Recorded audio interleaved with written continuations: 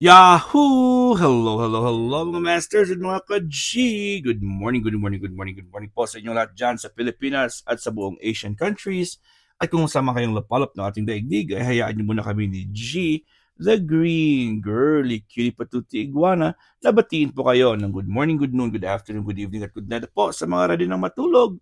At welcome again sa ating episode. Second day po ito, pero kung nag-bridge pa ako kahapon, parang nabitin po yung ating topic and then pinasok ko yung bagong topic.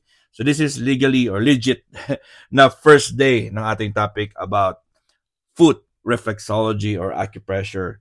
All right, so before that, I would like to ask for your thumbs up. Please don't forget to like, share, comment, and subscribe dito po sa ating channel, Master Worm, for more updated contents.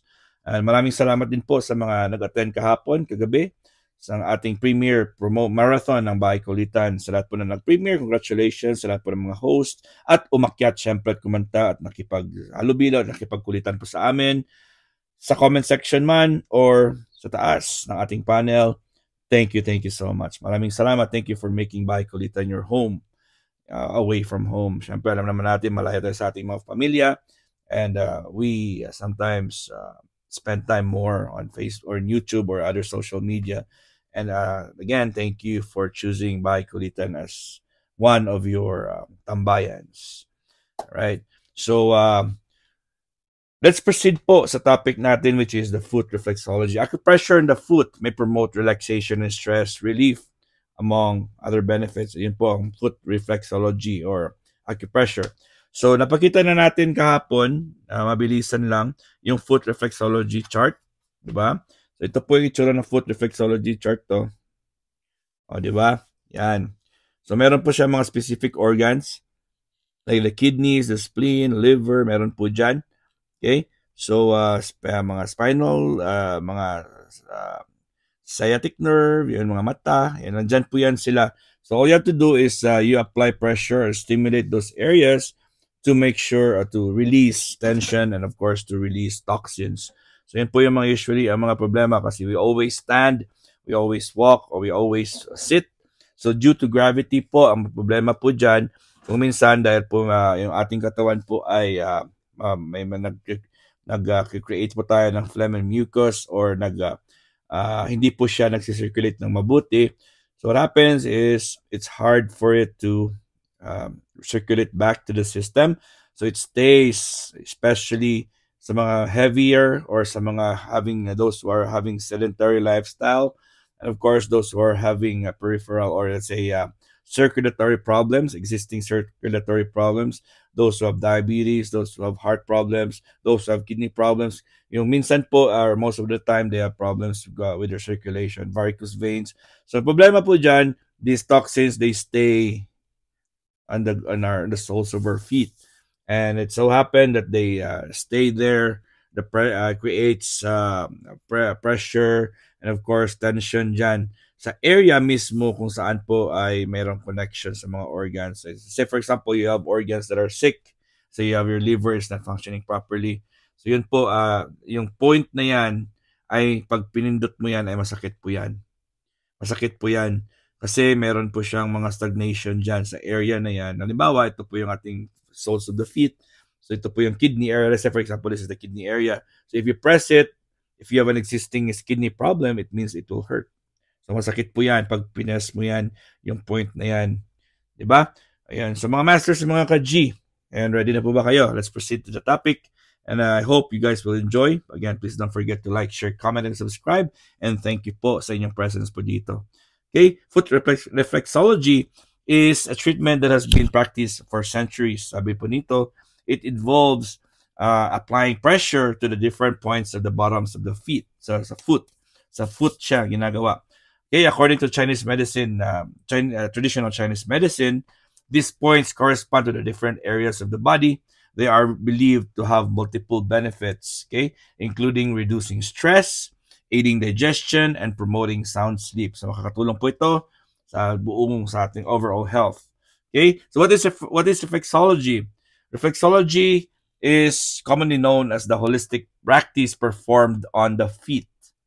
Paa po siya. Ito po yung sabi ni Brian Goodwin. In fact, nasabi ko na to kahapon, ulitin ko lang po kasi Finill up ko lang po yung missing time kahapon. Okay, kasi may extra time pa tayo kahapon.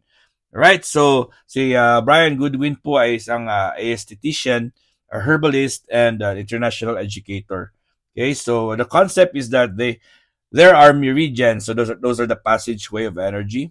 We also use that in the field of acupuncture, the meridians. Okay, so na-discuss ko lang po yung meridians last time. Marami ng few months ago na-discuss ko rin po yan sa ating topic. Hindi ko lang alam kung saan, pero kailan, pero na-discuss ko na po yan. Review lang po sa mga ready gusto at mga willing po na mag-learn more about natural healing. Marami po akong contents sa ating G and Daddy Health and Lifestyle Tips. Diba? So, of course, according naman po sa Dustin Martinez in Los Angeles based chiropractic physician, research in 2014 pa, shows that reflexology can improve quality of life in several ways. It can really help you improve. Okay, this involves reducing stress, bringing balance to the body, and energy and mind. Katulong. Reflexology is an ancient practice or medicine. It's been around forever, he says, sabi ni Dustin Martinez. Okay, so it can be traced as far as 2330 before Christ or BC. Oh, nakal na talaga yan. According to Martinez, reflexology was given the current name in the United States in the early 1900s. So 1900s na po siya, linagay yung pangalan na yan as the term used for that. Foot reflexology's benefits. Ano po mga benepisyo natin makukuha? The foot reflexology may help with stress and relaxation. Ayun po, pag stress kayo, gusto niyo mag-relax, hanap kayo ng foot reflexology dyan, or mag-learn kayo niyan at kayong dalawa ng partner mo, mag-foot reflexology po kayo.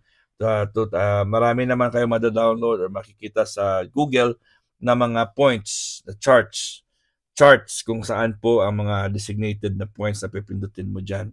Number 2 is pain management. It can help you with pain. Nako, that's maganda po yan. Number 3 is digestion. Number 4 is eye strain. And number 5 is improved sleep.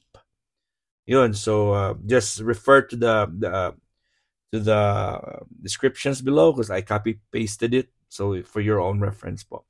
Stress and relaxation. Yan ang pinakauna. One of the key benefits associated with reflexology is relaxation and stress management. Yan ang pinakauna. Isa sa pinakauna niya ang benefits. This is achieved by applying pressure to a certain points on the feet. May gagamitin mo yung usually ako pag gumagamit, pag nag-foot reflex po ako sa mga pasyente, may ginagamit po akong tool na parang bilog yung sa tip niya at yun pinipress ko po yan. Kung minsan gumagamit ako ng guasya, parang manipis po yan na rock or stone na yung may mga edge po siya, yun ang pinipress ko.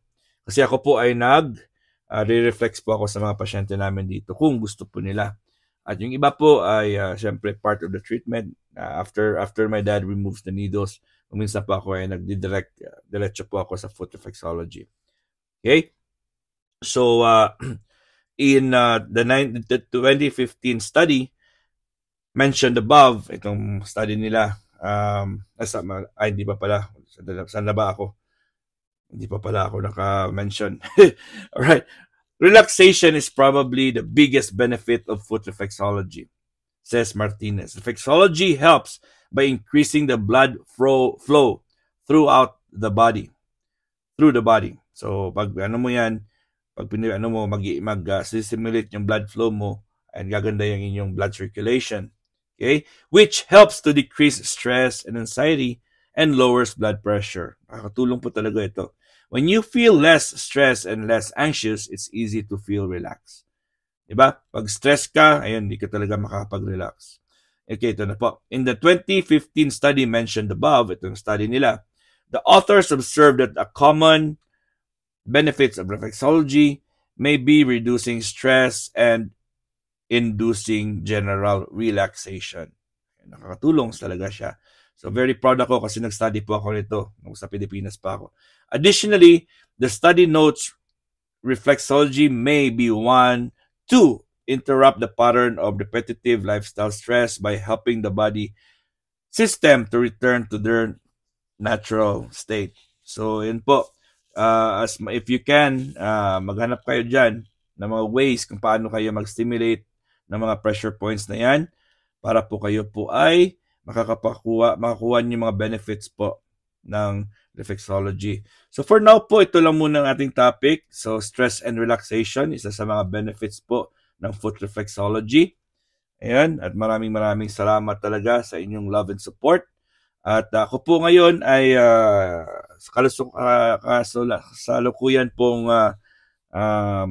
nag-spoon feeding po sa ating G kasi meron po siyang problema sa kanyang gums. Ayan po, nagsiswell ang gums niya at meron po siyang edema. So I have to bring her outside. Ayan, palagi po siyang nasa sun. Ilang araw na po itong binibilad ko po si G sa sun.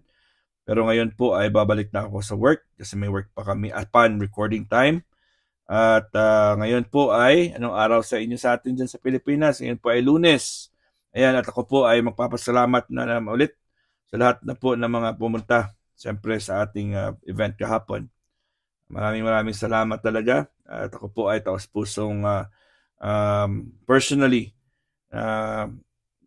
kinagagalak ko po na maging bahagi po kayo ng aming Premier Marathon, aming event sa Bahay Kulitan. Maraming salamat sa lahat ng mga umakyat. Again, maraming salamat at ako po ay super happy.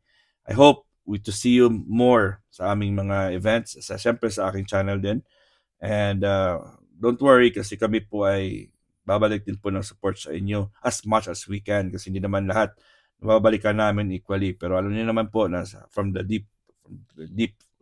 our hearts na kami po ay nandito para sa inyo. Maraming salamat sa mga bagong kaibigan namin, mga bagong kaibigan natin. And see you again tomorrow sa ating Premier Marathon naman sa Bahay Kulitan. And of course, this is your one and only Master Worm. God is great. Yahoo!